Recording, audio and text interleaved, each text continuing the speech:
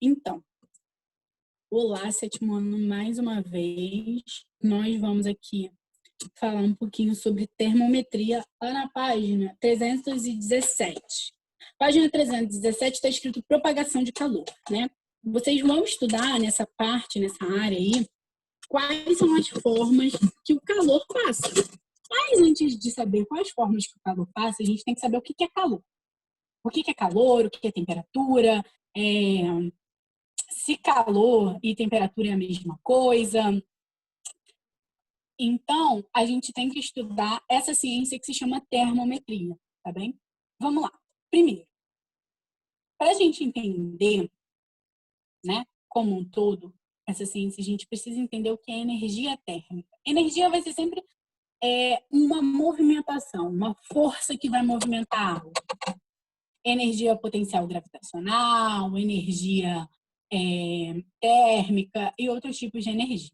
A energia térmica é a movimentação das moléculas e dos átomos dentro de um material. Então, todo material ele vai ter uma movimentação. E essa movimentação quem faz essa movimentação é a energia térmica, vai gerar energia térmica essa movimentação. Mesmo que esteja lá no estado sólido, que a gente viu agora na outra aula, ele vai ter uma movimentação. Pode ser translação, rotação ou vibração, mas isso não importa muito, é só para vocês saberem como essas moléculas podem se movimentar. E essa movimentação é a energia térmica, também gera energia térmica.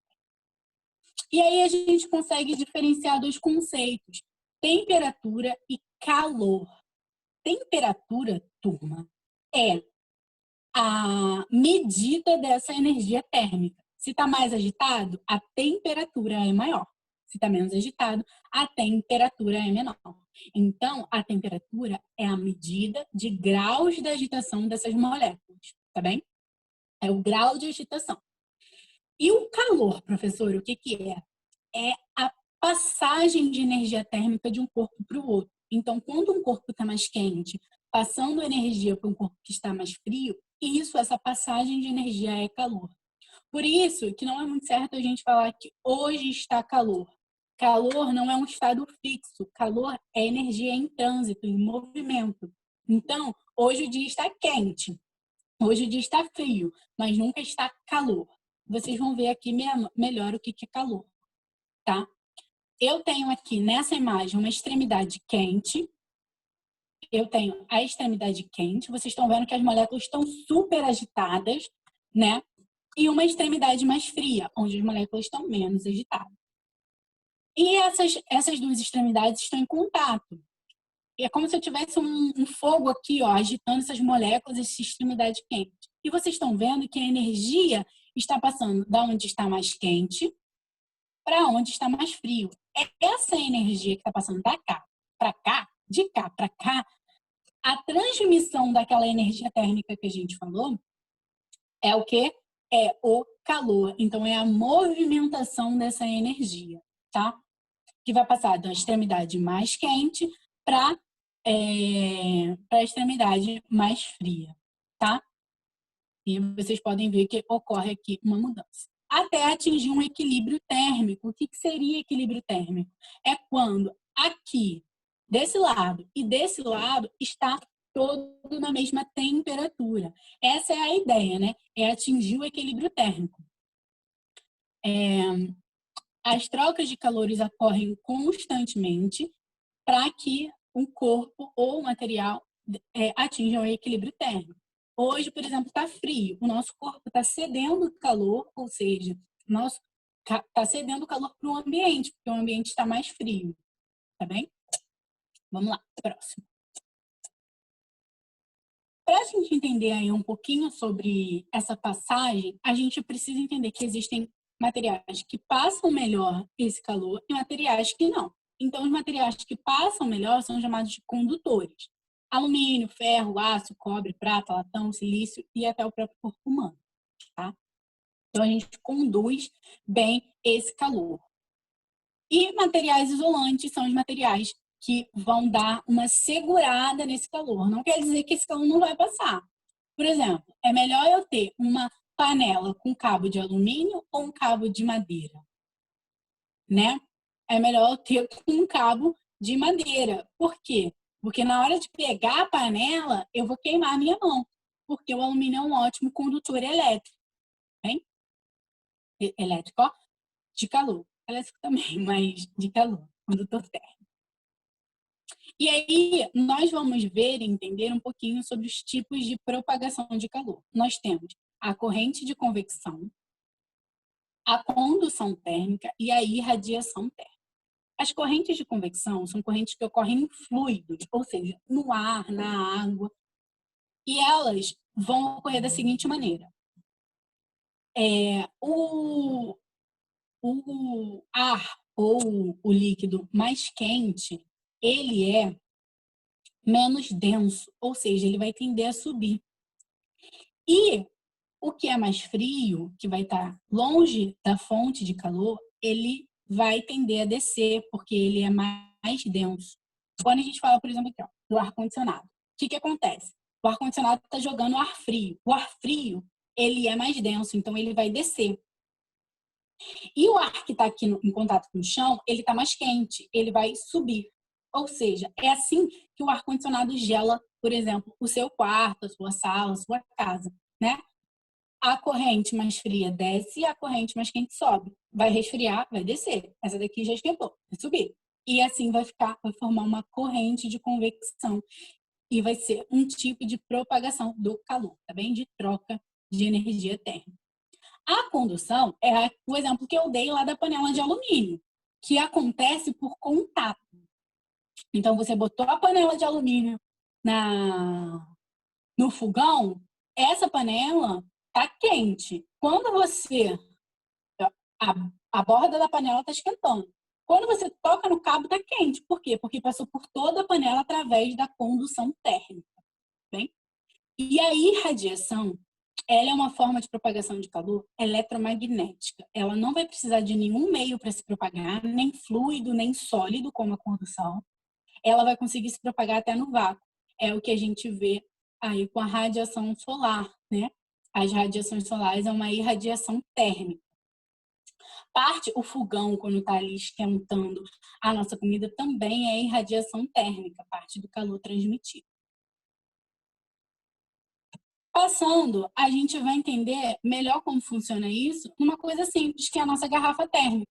Vamos lá. A tampa da garrafa, aqui, ela vai isolar do meio externo, impedindo que realizem trocas por corrente de convecção. Se eu deixar aberta, o vaporzinho ali do meu café que eu coloquei vai subir e o ar gelado vai descer. Ainda mais no dia de hoje, meu café vai gelar rapidinho. Então, eu tenho que tampar bem.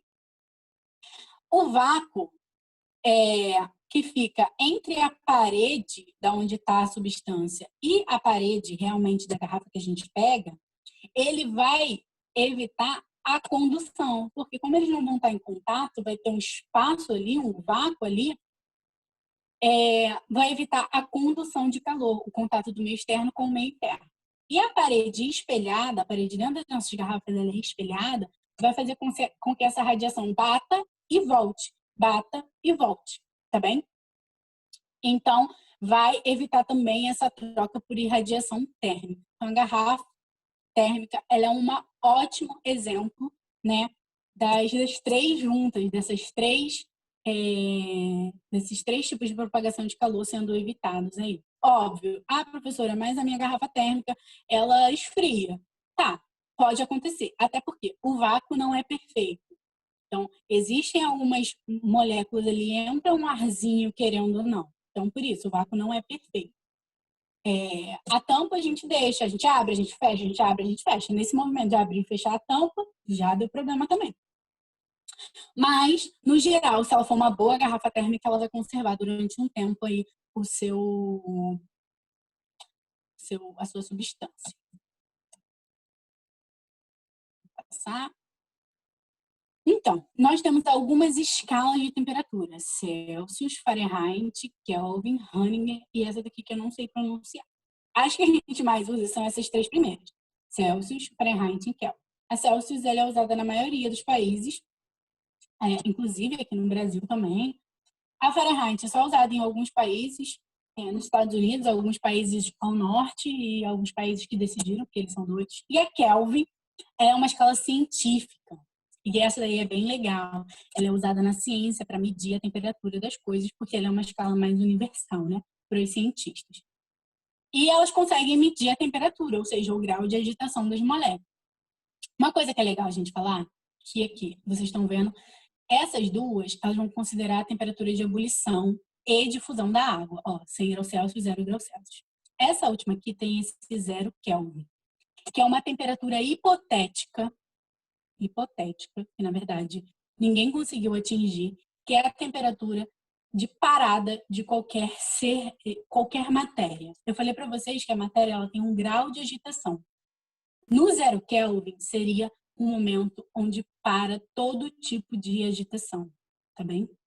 Mas essa temperatura é hipotética, nunca conseguiu se atingir. Dizem que se atingir, a gente vai conseguir fazer a famosa criogenia, né? Que é a conservação aí da matéria para depois, quando a gente aprender a reviver. É o que diz. E aí, como é que a gente tem essa temperatura, por exemplo, no nosso corpo? No nosso corpo, a gente vai ter uma temperatura média normal de 36 graus Celsius a 37. 37,5 é muito exagero. E a gente, se estiver abaixo de 35, a gente está num grau de hipotermia. A gente pode morrer congelado. A febre, né, aqui ela está junto das outras coisas, mas a febre é uma resposta do nosso sistema imunológico a algum ataque. Ela não é muito nociva se ela estiver nesses primeiros graus aqui amarelinho, de 37,5 a 39,5. Claro, óbvio, né? Tem que tomar todo cuidado, os remédios. Mas se ela chega a febre alta, pode atingir depois um grau de hipertermia. E aí começa a derreter tudo. As nossas proteínas vão embora, o nosso fígado, os nossos rins param todos de funcionar. Próximo aqui.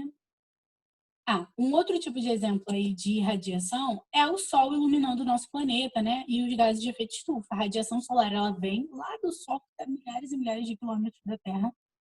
E essa radiação solar, ela vem através dos raios ultravioleta, infravermelhos, e vão entrar no nosso planeta. E o efeito estufa, que é um efeito legal para o nosso planeta, um efeito benéfico, ele vai fazer com que essa radiação se mantenha ali. Os gases de efeito estufa vão manter a radiação para poder esquentar o nosso planeta. Tá bem? É como se fosse aquela parte espelhada da garrafa térmica. Então, é mais ou menos isso. Só que não é um espelho tão perfeito, né? Algumas radiações vão embora. Mas, no geral, elas vão aquecer o nosso planeta. A temperatura também vai ser muito importante aí para a questão do sexo das tartarugas e principalmente de alguns outros répteis, né? Que vão determinar de acordo com a temperatura, o sexo desses animais. Então, as fêmeas, elas vão se proliferar em temperaturas mais altas e os machos só vão surgir em temperaturas mais baixas. Pessoal, é isso. O nosso tempo está acabando e a gente volta daqui a pouco, tá bem? Tchauzinho.